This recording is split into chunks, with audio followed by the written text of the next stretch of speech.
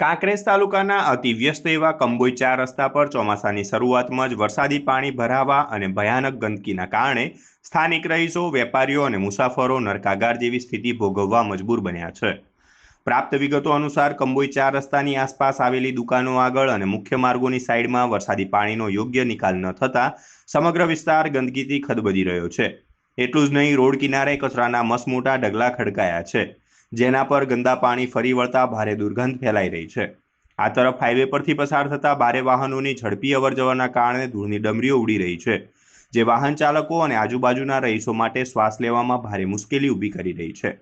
પાણીના ભરાવા અને કચરાના કારણે પંથકમાં મચ્છરજન્ય અને પાણીજન્ય જીવલેણ રોગચાળો ફાટી નીકળવાનો ભયાનક ડર સ્થાનિકોમાં વ્યાપી ગયો છે.